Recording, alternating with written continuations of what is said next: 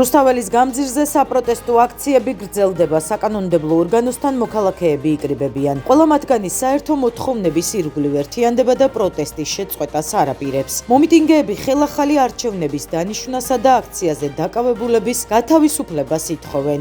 გარდა ქვეყნის მთავარ გამზირზე მიმდინარე მოვლენებისა, მთელი დღის განმავლობაში სხვადასხვა პროფესიის ადამიანები აქცია მსვლელობებს სხვადასხვა უწყებებთან მართავდნენ.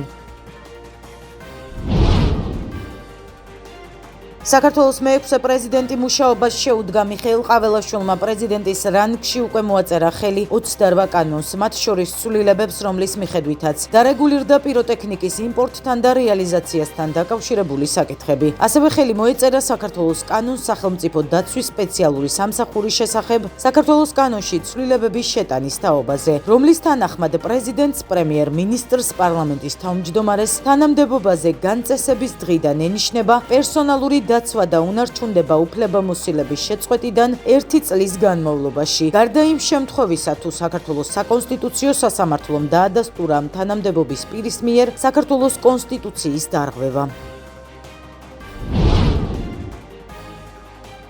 პრეზიდენტის მიერ ხელმოწერილ კანონებს მკაცრად აკრიტიკებს ახალგაზრდა იურისტთა ასოციაციის თავმჯდომარე. ნონა ქურდოვანიძის განცხადებით მიხეილ ყაველაშვილმა რეპრესიულ დოკუმენტებს მოაწერა ხელი, რომელიც ქართულმა ოცნებამ დაჩქარებულად 9 დღეში მიიღო. მისივე განმარტებით ცვლილება საარჩევნო კოდექსში მორიგჯერზე მოარგეს ვიწრო პარტიულ ინტერესებს. ამის მიზანი 2025 წლის ადგილობრივი თვითმმართველობის არჩევნებში არაკეთილსინდისიერი უპირატესობის შექმნაა. ნიდერლანდების საგარეო საქმეთა მინისტრი საქართველოს ხელისუფლებას ახალი არჩევნების ჩატარებისკენ მოუწოდებს. დროა საქართველოს ხელისუფლებამ აღადგინოს საზოგადოების ნდობა და შესაძლოა განიხილოს ახალი არჩევნების ჩატარება ეუთოს რეკომენდაციების საფუძველზე. ეუთოს დემოკრატიული ინსტიტუტებისა და ადამიანის უფლებების ოფისმა დაადასტურა სერიოზული საარჩევნო დარღვევები, ასევე სავარაუდო გაყალბებების გამოძიების ნაკლებობა. ნათქვამია განცხადებაში. საქართველოში მიმდინარე მოვლენებს ეხმაურება სენატორი ჯინ შაჰინი და ჯიმრიში. მთავრობის მცდელობა უარყოს საქართველოს მეგობრები კარგად ცნობილია, მაგრამ ჩვენ არ ვიტყვით უარს ქართველ ხალხზე. მიუხედავად იმისა, რომ ბოლოს დაწესდა დაგვიანებული სანქციები ბიძინა ივანიშვილის წინააღმდეგ, საქართველოში მიმდინარე პოლიტიკურ არეულობაში მისი როლის გამო ჯერ კიდევ მეტია გასაკეთებელი. აცხადებს ჯიმრიში. ჯინ შაჰინის განცხადებით ისინი გააგრძელებენ ქართველი ხალხის გვერდით დგომას. ელჩების კონფერენცია 2024 დასრულებულია. შეხვედრის თემა იყო საქართველოს საგარეო პოლიტიკური პრიორიტეტები თანამედროვე გეოპოლიტიკურ რეალობაში. დიპლომატებთან სამუშაო ფორმატში მიმდინარე აუდიენციის დახურვის ღონისძიებაზე სიტყვით პრემიერ-მინისტრი, პარლამენტის თავმჯდომარე, პრეზიდენტი და საგარეო უწყების ხელმძღვანელი გამოვიდნენ. აქცენტი გაკეთდა ქვეყნის წინაშე არსებულ გამოწვევებზე.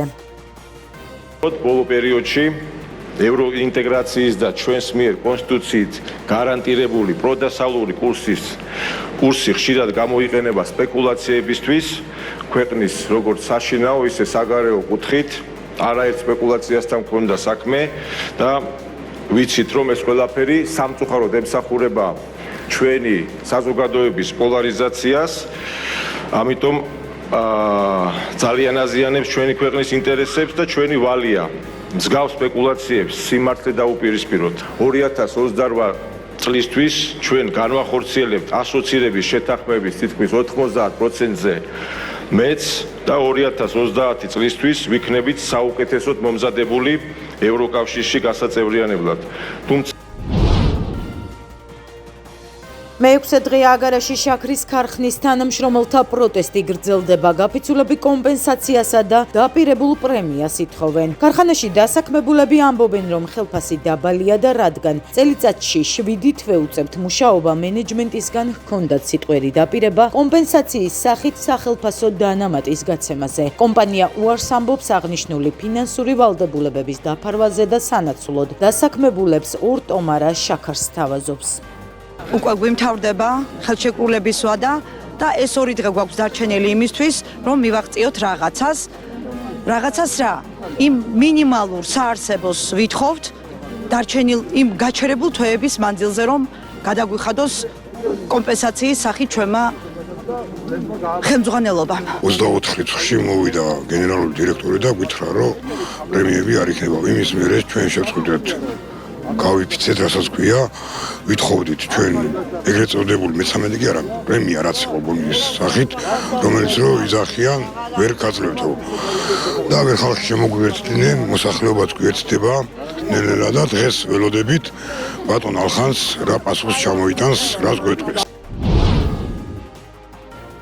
ამერიკის შეერთებული შტატების პრეზიდენტმა ჯო ბაიდენმა გამოაცხადა უკრაინის დახმარების ახალი პაკეტი, რომლის ღირებულება თითქმის 2.5 მილიარდი დოლარია. ამის შესახებ თეთრი სახლის ვებგვერდზე გამოქვეყნებულ განცხადებაშია ნათქვამი. ტექსტში ვკითხულობთ, რომ მხარდაჭერა ეკუთვნის უკრაინელ ხალხს, რომელიც საკუთარ დამოუკიდებლობას და თავისუფლებას რუსეთის აგრესიისგან იცავს.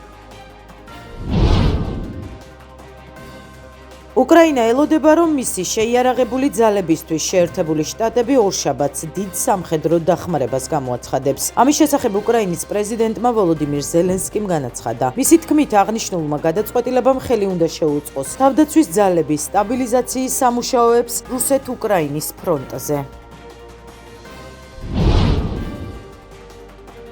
გაეროს გენერალური მდივნის განცხადებით დედამიწა კლიმატის რღვევას განიცდის. როგორც საახალწლო მიმართვის დროს ანტონიო გუტერეშმა აღნიშნა, ბოლო 10 წელი კაცობრიობის ისტორიაში ყველაზე ცხელი წლები იყო. გენერალური მდივნის განმარტებით 2025 წელს ქვეყნებმა სათბური აირების გაფრქვევის მკვეთრ შემცირებასა და განახლებად ენერგიაზე გადასვლაზე უნდა იზრუნონ. ის ამბობს, რომ ეს ცვლილება აუცილებელია.